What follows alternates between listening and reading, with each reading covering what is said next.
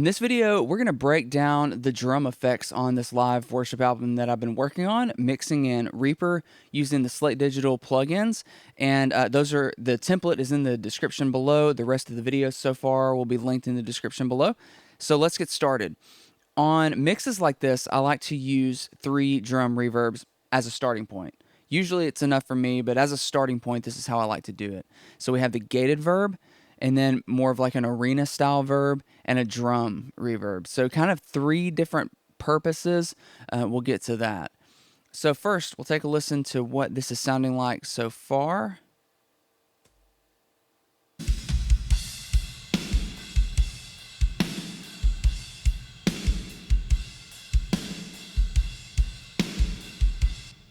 All right, we got a little bit of clipping going on because these have gotten a little louder over the course of filming these videos. So it's a little different than where I ended before, but it's fine.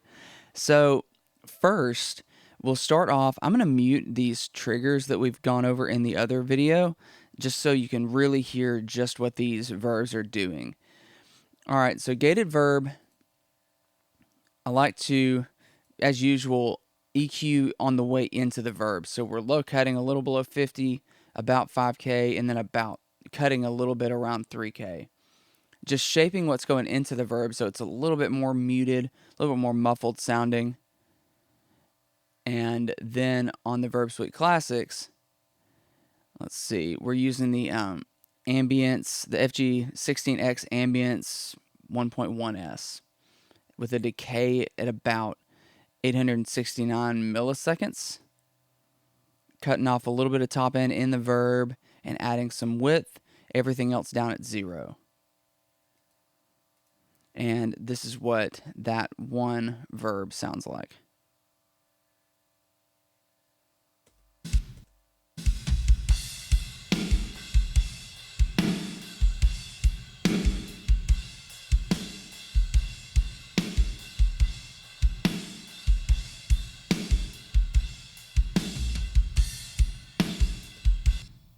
All right, so it just kind of sounds like a room, honestly. A little bit, just that, just adding a little bit of width, a little bit of extra space to it. So then we move over to this drum verb, which is kind of the primary reverb. It has that more arena-ish sound. It sounds like a reverb you would use in a live situation on a PA to me. And so it's kind of a natural sound to me since I typically do more live mixing. Going into it, cutting off about 60, and then at about, we'll call it 10K, round off, it's 10K. That's going into the verb, and then the verb itself is the ambient FG16X, again, so basically a step up in their presets, but more of a decay, the 2.3 2.3S, the name, but then the decay is 2.5 seconds. I may have turned that up a little bit. With the pre-delay at about 20 milliseconds, width up a little bit at about 2 o'clock, and then pulling a little bit more top end. So a similar setup to the other. This is actually based on the CLA drum verb settings. I tweaked it a little bit to what I needed there. But that's based on one of their presets. And it has more, again, of that arena sound. So here's the that verb first, and then we'll add in the gated verb section.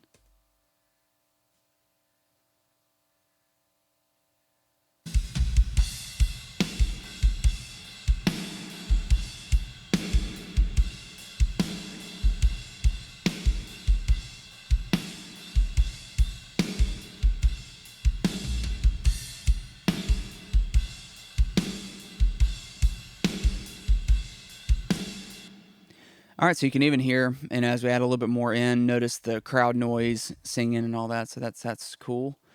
All right, so then the drum room, and now this is one that I feel like can save a lot of live mixes. It's taking a studio approach to a live session where a lot of times what's missing is that we're used to hearing on albums is the sound of a kind of a basic room. a lot of times drums through a PA, it sounds great in the room, but when we listen to an album or a song like this, we're used to hearing the drums in a smaller space. I think it's more of a subconscious thing based on what's normal. And so I tried to kind of mimic that here. So what I've done, let's take a listen first and then we'll talk about it.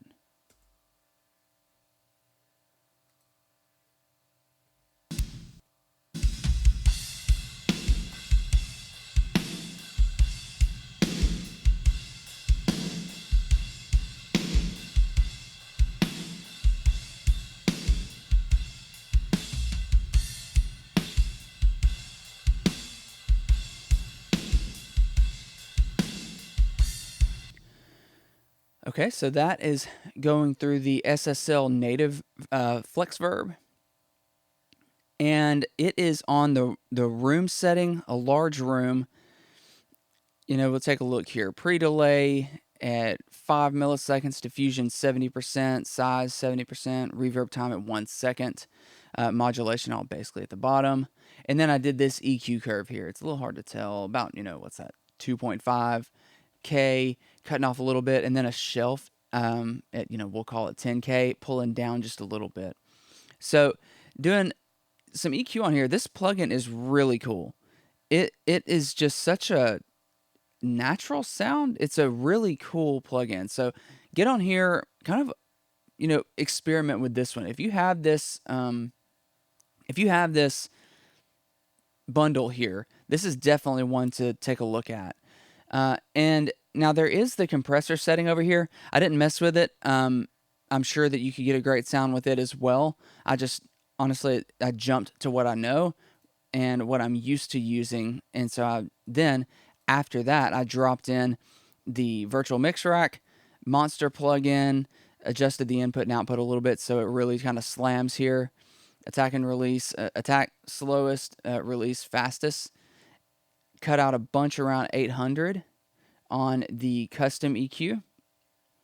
And it looks like high passed at about 100 so you don't get a bunch of that woofy low end. Because, in this scenario, pumping a bunch of low end in here would probably be a bit of overkill because it's not very controlled. A lot of times in a studio setting, your low end in the room will actually sound pretty good. This was a live stage with a bunch of noise. It would be a little much. So then after that, didn't EQ any. This EQ is just empty sitting here, so that was in the template. But anyway, let's open this back up so you can see what this is doing.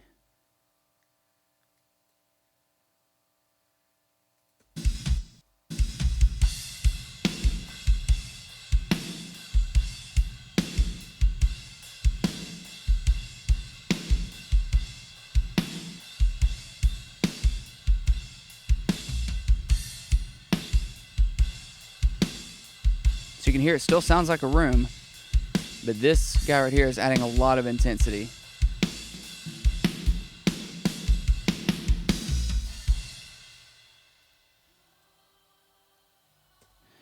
All right, so now let's bring in these effects one by one, and that'll be our final drum mix, really. Bring in the snare room trigger first.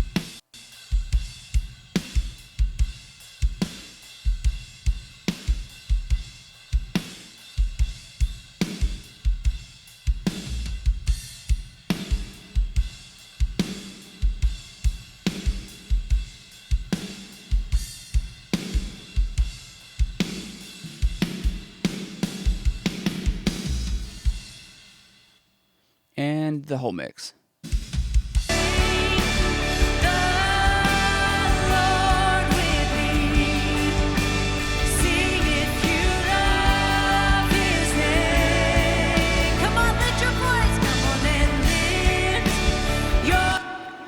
All right, so that's our drum mix so far in this video. We're going to break down the rest of the channels here, bass, guitars, keys, and vocals coming up in the next few weeks. So if you like this, subscribe, want to see the rest of this story. The template here is available in the description, the rest of the videos in the description. So see you guys in the next one.